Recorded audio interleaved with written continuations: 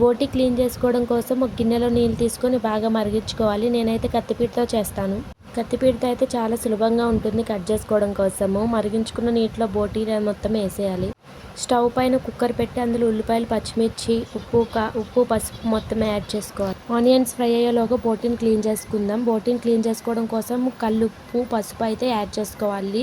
బాగా శుభ్రం చేసుకోవాలి. ఇలాంటి జాలి ఉంటే చాలా ఈజీగా బోటిని క్లీన్ చేసుకోవచ్చు.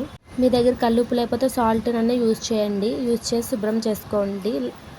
2 సార్లు కడిగేయాలి బోటిని. ఆనియన్స్ అయితే ఫ్రై అయిపోయినవి. దీంట్లో ఇప్పుడు అల్లం వెల్లుల్లి పేస్ట్ వేయాలి. 1 స్పూన్ అల్లం వెల్లుల్లి పేస్ట్ సరిపోతుంది. అల్లం వెల్లుల్లి పేస్ట్ వేసిన తర్వాత పచ్చిపోయే వాసన పోయేంత వరకు దాన్ని మిక్స్ చేసుకోవాలి. 2 కలుపుకోవాలి. వీడియోలో చూపిస్తున్న విధంగా మిక్స్ చేసుకోండి. పచ్చి వాసన పోయిన తర్వాత ఇందులో అయితే టమాటా ముక్కలు చిన్న చిన్న పీసెస్గా యాడ్ చేసుకోవాలి. ఇప్పుడైతే మనం టమాటా ముక్కల్ని యాడ్ చేసుకుందాము. యాడ్ చేసుకొని టమాటా ముక్కల్ని శుభ్రంగా మొత్తం అంతా కలిపేయాలి. ఆనియన్స్లో కలిపి మిక్స్ అయిపోయేలాగా టమాటా ముక్కల్ని కలిపేసుకోవాలి.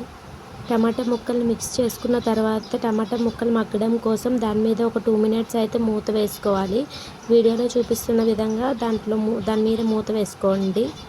ఆనియన్స్ మగ్గేటప్పుడు సాల్ట్ వేసుకుంటాం కదా, సాల్ట్ వల్ల టమాటా ముక్కలు మొత్తము మగ్గిపోతాయి శుభ్రంగా.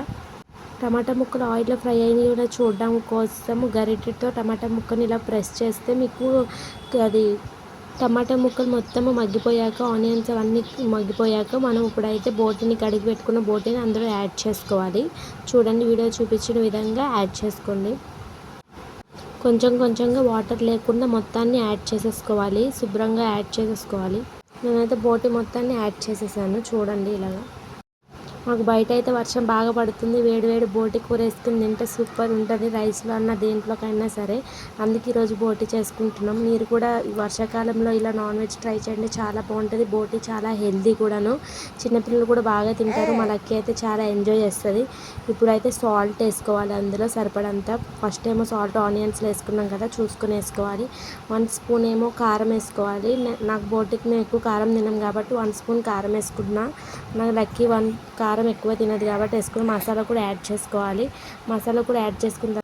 మసాలా యాడ్ చేసుకొని ఈ విధంగా గరిటెతో మొత్తం అంతా మిక్సింగ్ చేసుకోండి. గరిటెని కింద నుంచి పైకి, పైనుంచి కిందకి అని మొత్తం అలాగా ఈ వీడియోలో చూపించిన విధంగా మిక్స్ చేసుకోవాలి.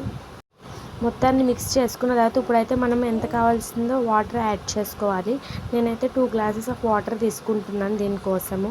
బోటి శుభ్రంగా ఉడికిపోతుంది అనమాట. మనం ఎక్కువ విజిల్స్ వేయించాలి. కుక్కర్ మూత పెట్టేసుకుంటున్నాను బోటి ఉడకాలని. ఒక 10 విజిల్ వేసాక ఇలా అయితే ఉంది. బోటి శుభ్రంగా ఉడికిపోయిందనమాట మెత్తగా. కొన్ని వాటర్ ఉన్నాయి అనేసి మగ్గబెట్టుకుంటున్నాను. కొద్దిగా వాటర్ అంటే దగ్గరికి అయిపోయేలాగా. మీరు ఎలా కావాలితే అలా మీరు దింపేసుకోవచ్చు. మేమైతే నీళ్ళు ఎక్కువ ఉంటే మేము తిన్నాం కాబట్టి బాగా వాటర్ అంతా వెళ్ళిపోయేలాగా మగ్గబెట్టేసుకోవాలి. వాటర్ అంతా దగ్గర అయిపోయాక ఈ విధంగా ఉన్నప్పుడు దింపేసుకోవాలి. మా పాప చూడండి ఏమంటుందో. ఉందా లక్కీ? చూడటు బాగుందా? చెప్పు నోరుతోటి. సూపరా?